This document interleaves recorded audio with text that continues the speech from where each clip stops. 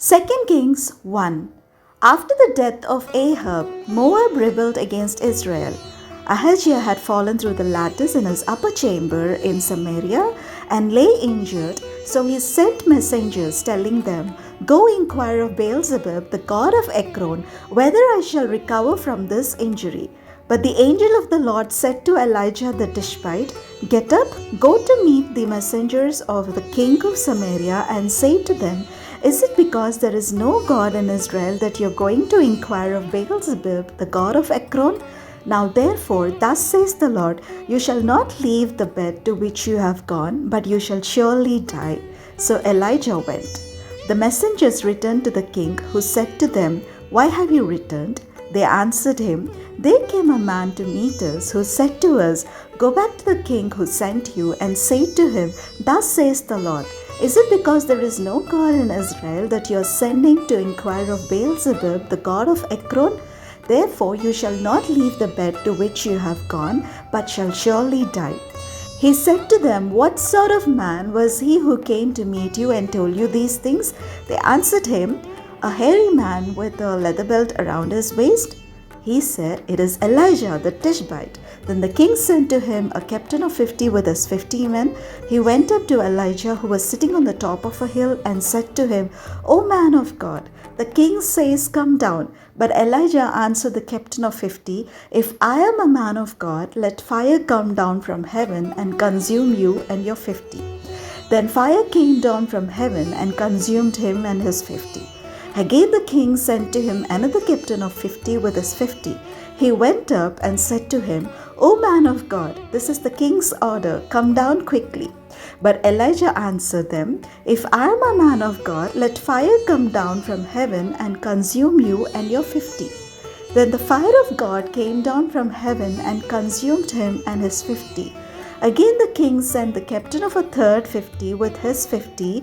So the third captain of 50 went up and came and fell on his knees before Elijah and entreated him, "O man of God, please let my life and the life of these 50 servants of yours be precious in your sight.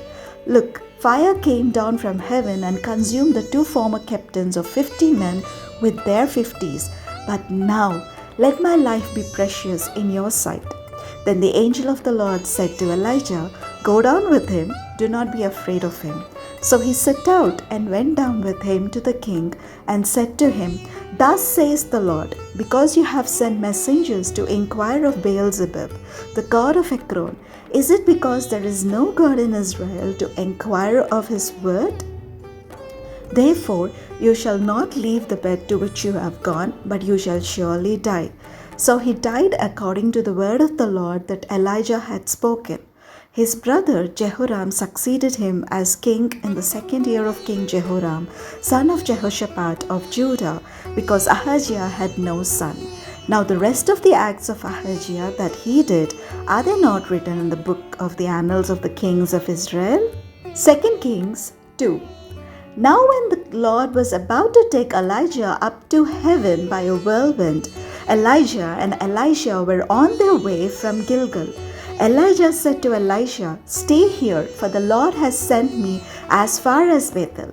But Elisha said, "As the Lord lives and as you yourself live, I will not leave you." So they went down to Bethel. The company of prophets who were in Bethel came out to Elisha and said to him, "Do you know that today the Lord will take your master away from you?" And he said, "Yes, I know. Keep silent." Elijah said to him, "Elisha, stay here, for the Lord has sent me to Jericho." But he said, "As the Lord lives, and as you yourself live, I will not leave you." So they came to Jericho. The company of prophets who were at Jericho drew near to Elijah and said to him, "Do you know that today the Lord will take your master away from you?" And he answered, "Yes, I know. Be silent." Then Elijah said to him, "Stay here, for the Lord has sent me to the Jordan." But he said, "As the Lord lives, and as you yourself live, I will not leave you." So the two of them went on.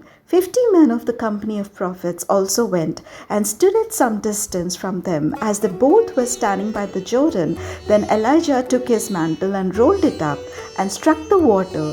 The water was parted to the one side and to the other until the two of them crossed on dry ground. When they had crossed, Elijah said to Elisha, "Tell me what I may do for you before I am taken from you." Elisha said, "Please let me inherit a double share of your spirit." He responded, "You have asked a hard thing. Yet if you see me as I am being taken from you, it will be granted you. If not, it will not." As they continued walking and talking, a chariot of fire and horses of fire separated the two of them, and Elijah ascended in a whirlwind into heaven. Elisha kept watching and crying out, "Father, Father, the chariots of Israel and its horsemen." But when he could no longer see him, he grasped his own clothes and tore them in two. He picked up the mantle of Elijah that had fallen from him and went back and stood on the bank of the Jordan.